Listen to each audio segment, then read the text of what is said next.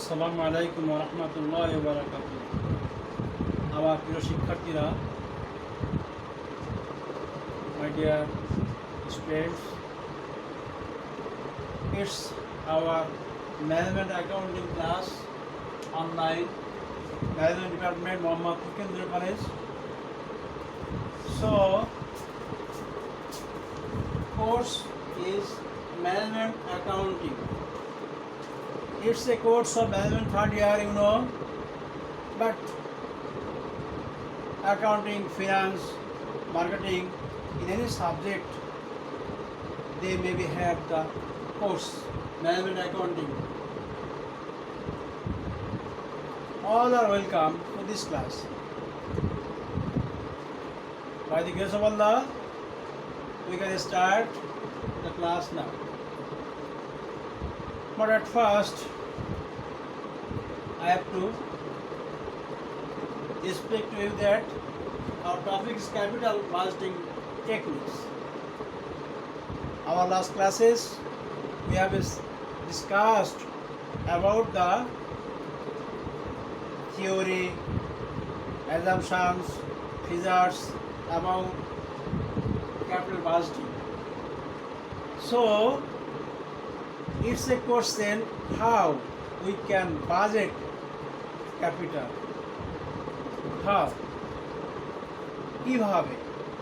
So the techniques we have to discuss, we have to learn now. Right? Number one, capital budget techniques. There are many techniques for capital budgeting, but we can divide them into two kinds. Number one,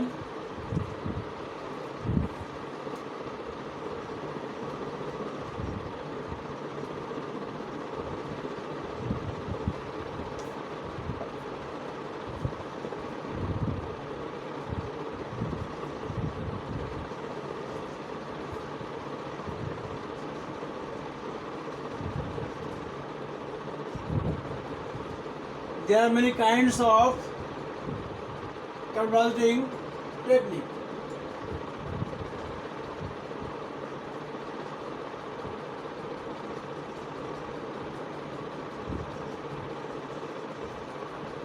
Right? We can divide them into two.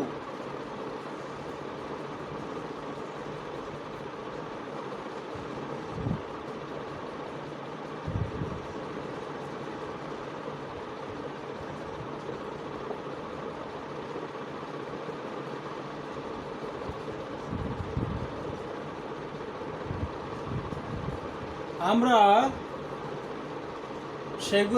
সেই টেকনিকগুলোকে দুভাগে process করতে পারি, দেখাতে পারি।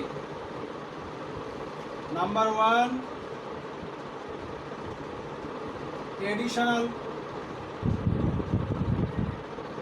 Technique. Number two, modern.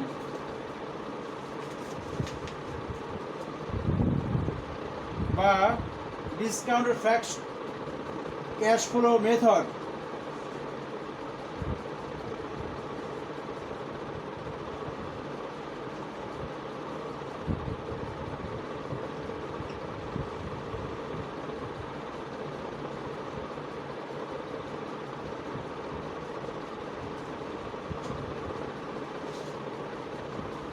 Discounted cash flow method.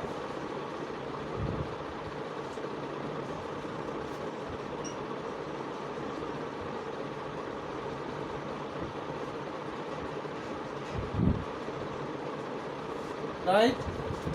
So we have learned there are many kinds of capital budgeting. We can divide them into two. Number one, traditional technique. Number two, modern technique or discounted cash flow method.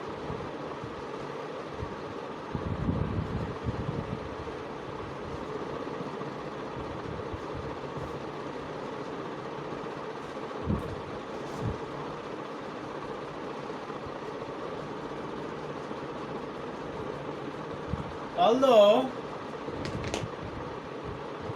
traditional technique method is traditional প্রাচীন গতানুগতিক এরপরও among them two method is very popular and widely used. দুটো পদ্ধতি আছে যথেষ্ট জনপ্রিয় এবং বিস্তারিতভাবে ব্যবহৃত হয়। Number 1,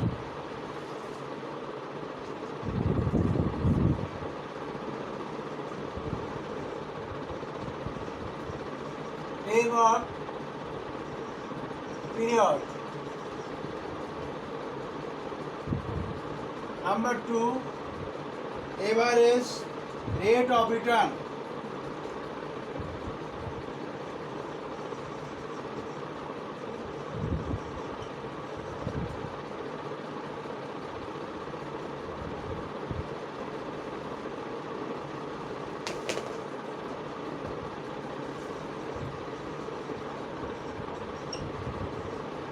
Or average rate of return or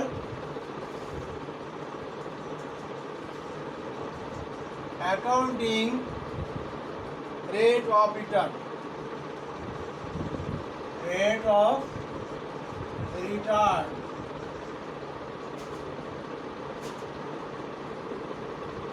So accounting rate of return is not very popular by name. It's by name average of return, ARR.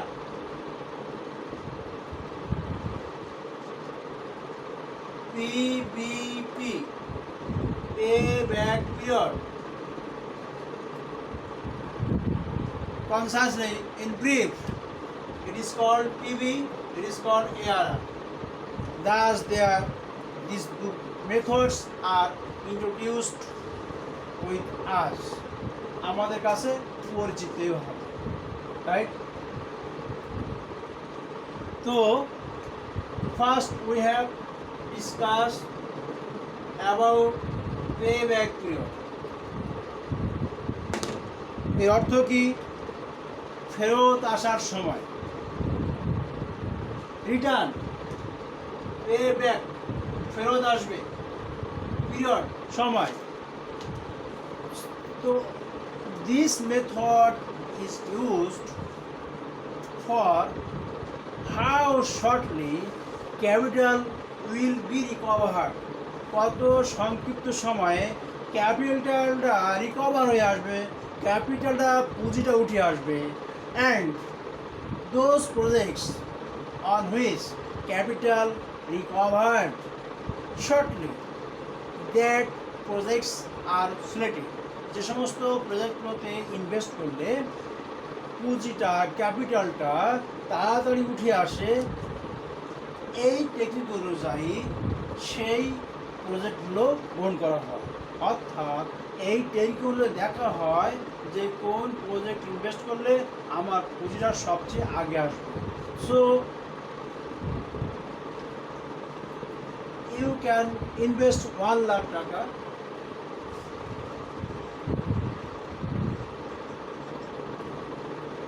you can imagine it's a profit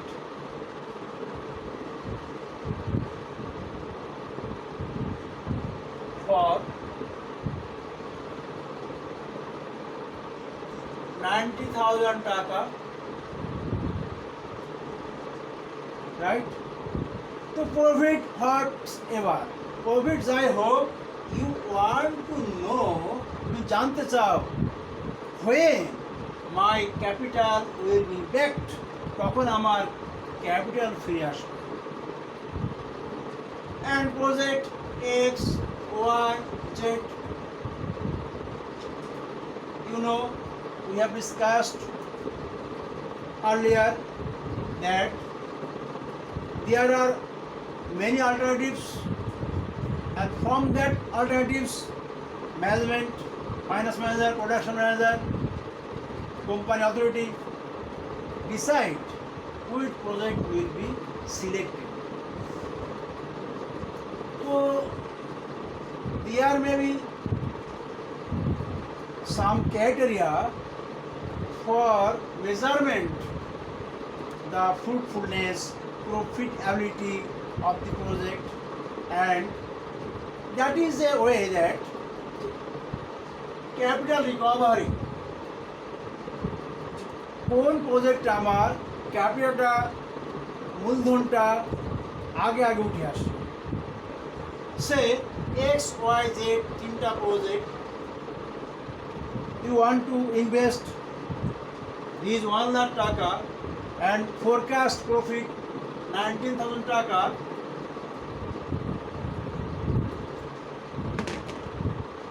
after 3 years from X project investing 1 lakh টাকা, your 1 lakh টাকা or near about will be recovered by 3 years. Y project 3.5 years, Z project 2.9 years. অর্থাৎ Z প্রজেক্টে 3 বছরেরও কম সময়ে capital উঠে আসতেছে। By this technique capital management take decision যে no, I shall choose the jet project because by this project my capital will be recovered shortly. কারণ এই প্রজেক্টে আমার ক্যাপিটাল খুব দ্রুত সময়ে উঠে আসবে। This is the view of this technique, and we can apply this technique and we can do an example of this technique.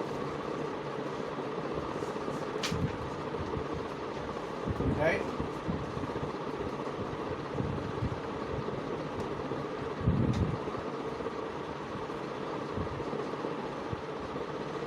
There is a popular formula for this payback period or this theory, Sutra, right? Payback period equal to A plus NOC minus C भाग D. What is this? A mean the year in which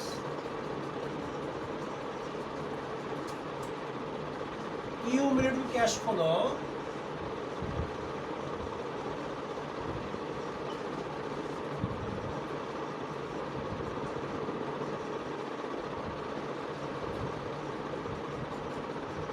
nearer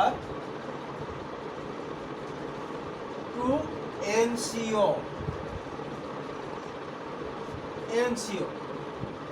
right? The year in which cumulative cash flow, যে cash flow, যে cash in, যে income হতে থাকবে সেগুলো ক্রমযোজন করলে করা হয়, তাকে বলা হয় cumulative cash flow. Will be nearer to NCO. What is NCO? NCO equal to net cash outlay. Net cash outlay, যে নেট ক্যাশ ইনভেস্টমেন্ট চলে আছে এটাই। অর্থাৎ একটু আগে আমরা আলোচনা করলাম যে 1 লক্ষ টাকা ইনভেস্ট করতে চাই, এটাই হলো NCO, নেট ক্যাশ আউটলে। আচ্ছা, পুঁজিটা, দ্যাট ইজ পুঁজিটা যেটা ইনভেস্ট করছে আমি।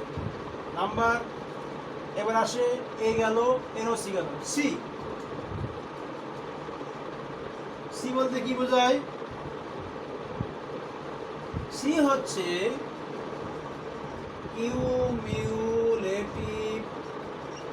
cumulative cash flow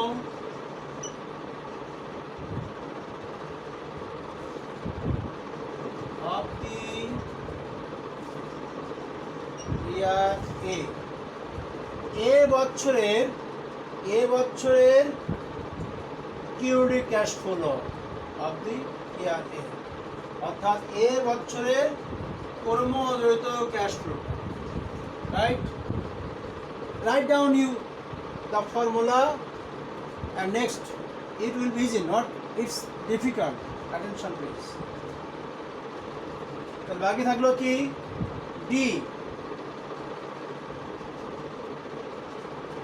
ডি হলো ক্যাশ ফ্লো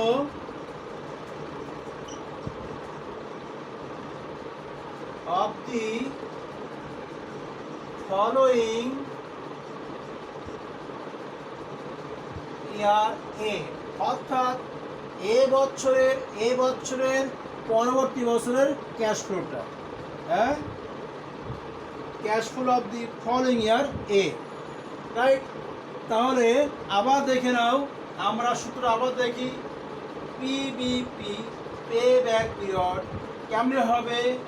এ প্লাস এনওসি মাইনাস সি ভাগ ডি। এ কি জিনিস? এ হলো ওই বছর, একটা প্রজেক্টের life you mean 5 years, so হতে পারে থার্ড ইয়ারে 3 বছরের মাথায় দিয়ে তোমার যে টোটাল বেনিফিটটা will be near to NCO. NCO কি? ইনভেস্টমেন্ট। এনসিও কি? সোজা কথায় investment, that is the net cash. NCO NCO NCO NCO net cash outlay. তো এই যে এ হলো ওই বছর, সে মনে করো একটা প্রজেক্টের লাইফ হলো 5 বছর, তাহলে 1 2 3 4 5 বছরের প্রজেক্ট চলবে। থার্ড ইয়ারে যে বেনিফিটগুলো, ফার্স্ট ইয়ারের বেনিফিট, সেকেন্ড ইয়ারের বেনিফিট, থার্ড ইয়ারের বেনিফিট যোগ করলাম, যোগ করে দেখা গেল যে বেনিফিট যে লাভ হলো, ব্যবসা তো চলতেছে, প্রজেক্ট চলতেছে, সেটা আমার এনসিও সে 1 লক্ষ টাকা, একটু আগে যা বললাম, এই 1 লক্ষ টাকা আমার যে এনসিও নেট ইনভেস্টমেন্ট এর নিয়ারার কাছাকাছি করলো, নিয়ারার টু এনসিও এর কাছাকাছি হয়, সেই বছরটা এ বলতে সেই বছর বোঝানো হয়েছে, রাইট? এনসিও মানে ইনভেস্টমেন্ট বুঝলাম। আচ্ছা, এরপরে সি হলো এই যে first year, second year, third ইয়ারে যে বেনিফিট আমরা যোজন করতেছি, কিউমুলেশন করতেছি, তাই বলতেছে সি হচ্ছে net cash, C to C cumulative cash flow of the ইয়ারে, এ বছরের, এ কই এ ধরো 3 বছর, থার্ড ইয়ার, এ বছরের যদিত ক্যাশ ফ্লো। নো প্রবলেম, অঙ্ক করলে দেখা যাবে ইজি। কি বলছিলাম? এরপরে এনসিও গেল, সি গেল, আসো D mean cash flow of the following ইয়ারে। এ বছরে 3 বছর হয়, থার্ড বছর হবে এ, তাহলে এরপরের বছর ফোর্থ ইয়ারের ক্যাশ ফ্লোটা আমরা নেব এখানে, রাইট? সো এখন আমরা একটু অঙ্ক করার চেষ্টা করব, যদিও সময় শেষ কাছাকাছি।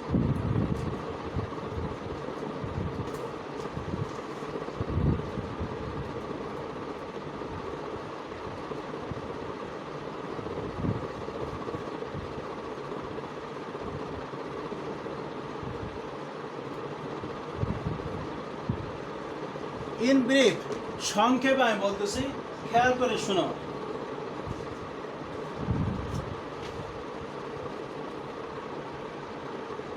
XYZ company invested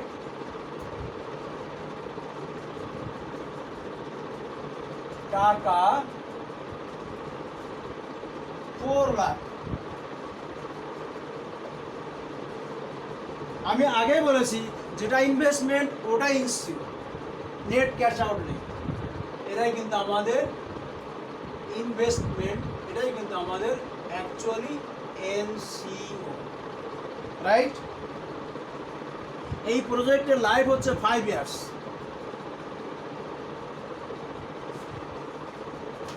project life is 5 years, right? তো 5 বছরে এখান থেকে কি বেনিফিট আসবে, কি ক্যাশ ইন হবে, ক্যাশ ফ্লো বলতে ক্যাশ ইন কি হবে, সেটার একটা নমুনা এখানে দেওয়া আছে। এলো ইয়ার,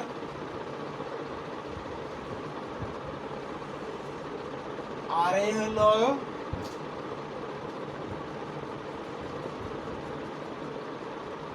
cash flow before tax. Cash flow before tax এটা কি ইয়ার,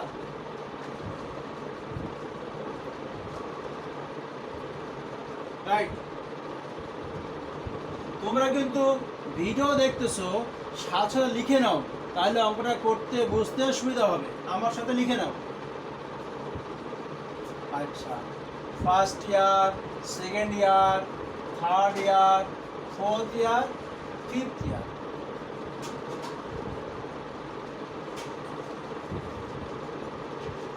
first year, second year, third year, fourth year, fifth year. Cash flow before tax, CABT, cash flow before tax 1 লক্ষ টাকা, 1 লাখ টাকা, 1 লাখ টাকা। থার্ড ইয়ারে একটু বাড়ছে ইনকাম, 1,50,000 টাকা। ফোর্থ ইয়ারে একই অবস্থা, 1,50,000 টাকা। ফিফথ ইয়ারে হেভি অ্যাকশন, অনেক বাড়ছে, 2,50,000 টাকা। এভাবে তার ক্যাশ ফ্লো আসবে, তার প্রজেক্ট শেষ হয়ে যাবে, রাইট? এখন আমাদের এই প্রজেক্ট নিয়ে চিন্তা করতে হবে, এই প্রজেক্টে আমরা কীভাবে আমরা বিনিয়োগ করলে সে কীভাবে এটা আমাদের টাকাটা ফেরত আসবে সেটা আমরা দেখব। আচ্ছা, এই যখন ক্যাশ ফ্লো বিফোর ট্যাক্স দেওয়া থাকে তখন বুঝতে হবে নিশ্চয়ই অবশ্যই একটা ঘটনা আছে। এই অঙ্ক ক্যাশ সিএফবি থাকলে পাওয়া যায় যে অবশ্যই একটা কোনো ব্যবসা করা আসছে। এখানে বলতেছে ই কোম্পানি, তোমরা কিন্তু আমার সাথে লিখবা, বুঝলে পরে আবার তোমাকে ভিডিও আবার রিপ্লাই করতে হবে। ই কোম্পানি ইউজ স্টেট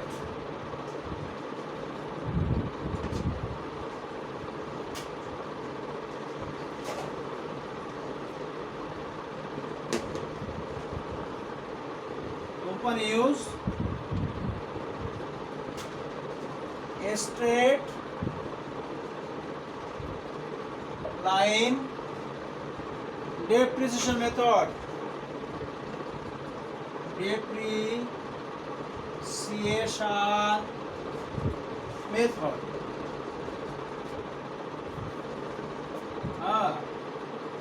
কারণ এই সিএফবিডি দেওয়া আছে, তার অর্থ এখানে বলা থাকবে অবশ্যই depreciation how to calculate system অবশ্যই বলা থাকবে। বলছে the company use a straight line, সোজাসুজি সরল ডেপ্রিসিয়েশন মেথড, রাইট? আর এটা কি হলো CFBT, cash flow before tax. So ট্যাক্সের একটা ঘটনা থাকার সম্ভাবনা আছে। এখানে tax rate, tax rate 50%, right? আর যেহেতু অবসর নির্ণয় করতে হবে, এই জন্য এখানে কিন্তু আমাদের আবার এই ইনভেস্টের সাথে তার স্যালভেজ ভ্যালু কিছু আছে কিনা এটাও বলা থাকতে পারে। তো এখানে salvage value 0, SB equal to 0, salvage value is 0।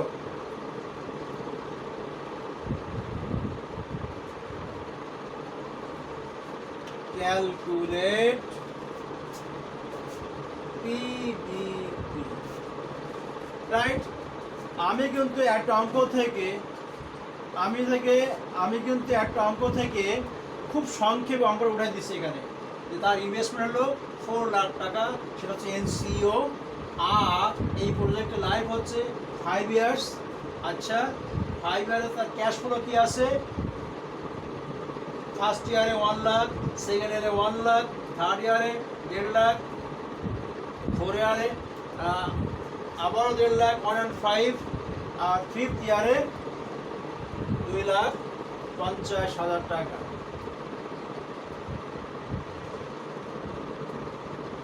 তো দি company use estate and depreciation, অর্থাৎ অবসন্ন করতে হবে সরল পদ্ধতিতে, আর ট্যাক্স রেট 50%, আর স্যালরি 0, ক্যালকুলেট পিবিপি, রাইট? তো আমরা আগে এই ডেপ্রিসিয়েশনটা বের করে নেই। হ্যাঁ, তোমরা ভিডিও থেকে স্ক্রিনশট নিয়ে নেবে অথবা লিখে নেবে, আমি এটা মুছে ফেলতে চাই।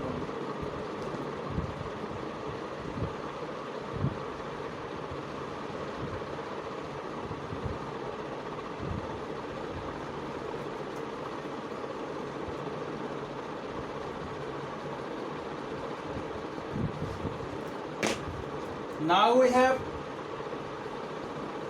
make a table. This table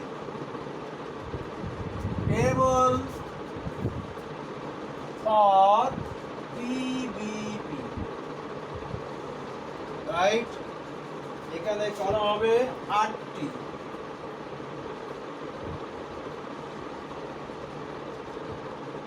One, two, three, 4,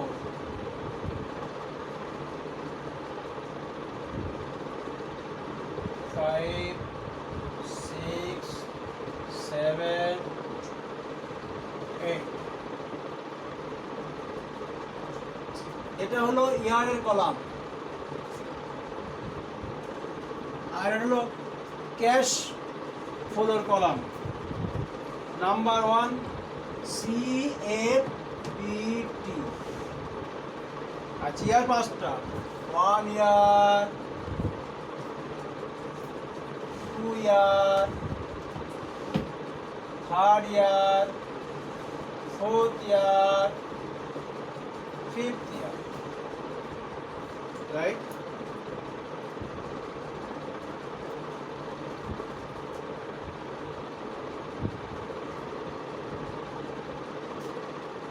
At first we write year, CFPT 1 lakh, 1 lakh, 150 lakh, 150 lakh, আর 250 লাখ, 2,50,000 টাকা। এই হলো আমাদের অবস্থা।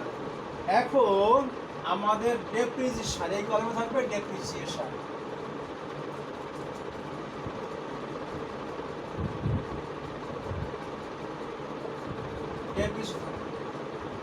So depreciation per year equal to কি জানো, NCO minus salvage value ভাগ লাইফ। NCO হলো 4 লাখ টাকা মাইনাস স্যালভেজ হলো 0 ভাগ লাইফ হলো 5। সো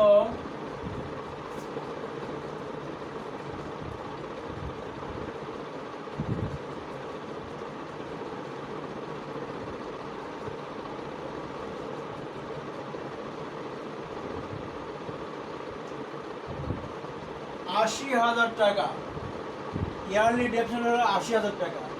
তো প্রত্যেক ইয়ারে ডেপ হলো 80,000 টাকা।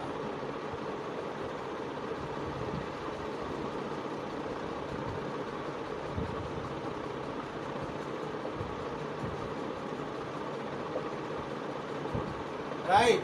আমরা তো ইনকাম এস্টিমেট করতে অভ্যস্ত, সেখানে আমরা দেখেছি যে সর্বশেষ অবচয় বাদ যায়, বেনিফিট থেকে, ইনকাম থেকে। এখানেও তাই, এই যে cash flow before tax, tax পূর্ববর্তী আমাদের ইনকাম ক্যাশ ফ্লোটা, রাইট? সো এখন এই ডেপ্রিসিয়েশন বাদ দিতে হবে আমাদের। EBIT, right? আমরা যখন কি করলাম, ইবিটি করলাম কোথায়, আমরা লিভারেজ আমরা ইবিটি করছি, সেই ইবিটি আর্নিং বিফোর ট্যাক্স, অর্থাৎ এই ইনকাম থেকে এখন আমরা ডেপ্রিসিয়েশন বাদ দেবো। এটাও এক্সপেন্স ধরা হয় সাধারণত বাদ ইনকাম স্টেটমেন্ট থেকে, তাই বাদ দেওয়া হচ্ছে। দিলে কি থাকে, 20,000, 20,000, 20,000, no, yes, 70,000, right? I am 70,000. So এখানেও 70,000, here 170,000, right? এই আমাদের আর্নিং বিফোর ট্যাক্স। সো এখন we have to calculate tax. Tax হলো কত? ট্যাক্স হলো 50%। সো যাই আর্নিং এর ট্যাক্স হলো 50%। সো 10,000 অর্ধেক হবে 10,000, আবারও 10,000, এবারও 35,000, এবারও 35,000, এখানে হলো 8 দুগুণে 16, 85,000, রাইট? অঙ্ক করা কিন্তু একেবারে সহজ, ফিগারও এরকম সেম সহজ ফিগার, রাইট? নেক্সট, তো আমরা কি হলো, এরপরে আমরা লিভারেজ করছি, ইবিটি থেকে ট্যাক্স বাদ দেওয়ার কি থাকে, ইএটি। এটাকে ইএটি বলে কেউ, আবার কি বলে এটাকে ইএটি বলে, আবার ক্যাশ ফ্লো আফটার ট্যাক্স বলে, ক্যাশ ফ্লো আফটার ট্যাক্স।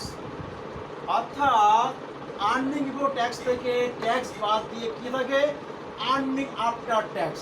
এখন যা পাচ্ছি এটাই আর্নিং আফটার ট্যাক্স। তাহলে এই হলো 10,000 টাকা, ট্যাক্স বাদ দিলে এখানে হলো অবস্থান 80,000 টাকা। সো হবে কত, 90,000 টাকা।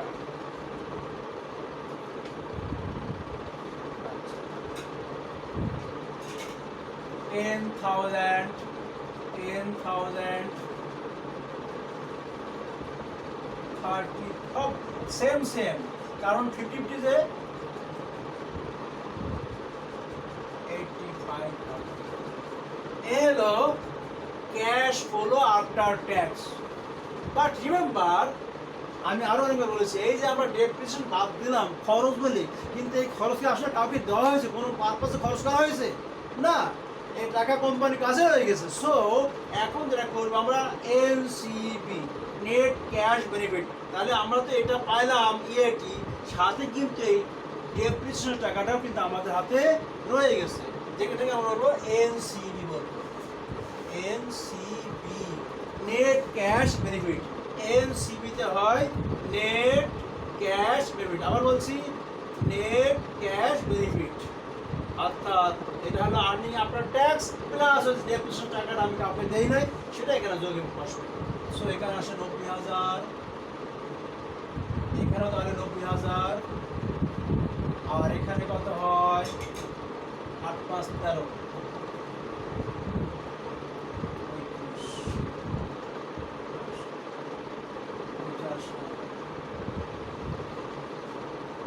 এক লক্ষ 15,000 টাকা।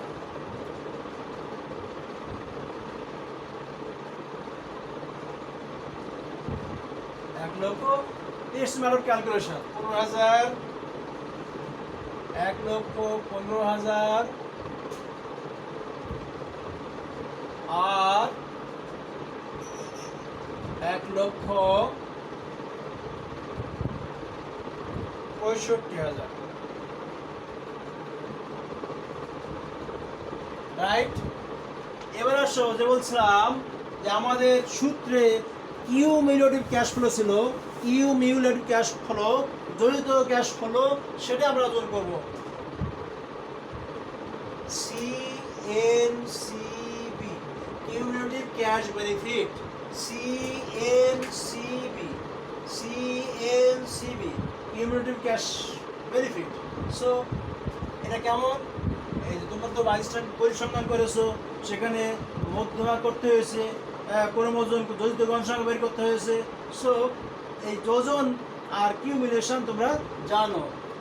সো 90,000, 180,000 পরপর যোগ করা হচ্ছে।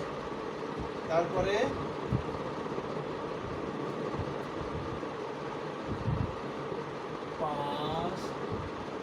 1,95,000 টাকা, এরপরে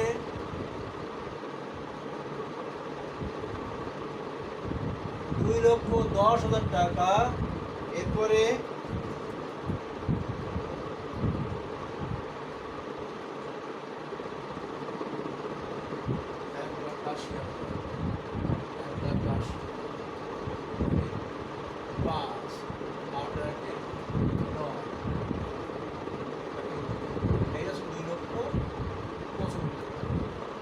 2,95,000 টাকা।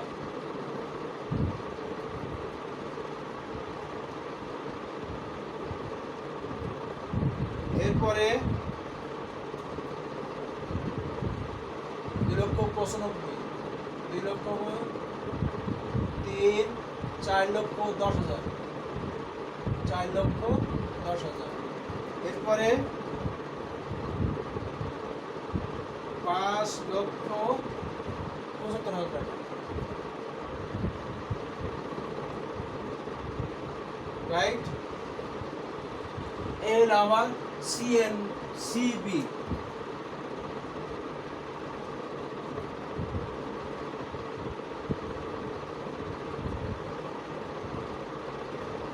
We can now. So PBP equal to A plus MCO minus C ভাগ D। আচ্ছা, এখন এ হলো কি? এ হলো ওই বছর, যেই বছরে আমার এই কিউমিউলেটিভ ক্যাশ বেনিফিটটা ইজ নিয়ারার টু এনসিও। আমাদের এনসিও কত? 4 লাখ টাকা। আচ্ছা, সো দেখো, হিয়ার উই ক্যান সি 2,95,000 টাকা। এরপরটা আবার আমাদের এনসিও এক্সিড করে গেছে। সো এটাই হলো is nearer to our NCO. এটা কোন বছরে? এই বছরে। অর্থাৎ এটাই হলো আমাদের এ বছর। এর মান হলো 3 এখানে। সো এর মান 3 এনসিও। সি হলো কি? সি হলো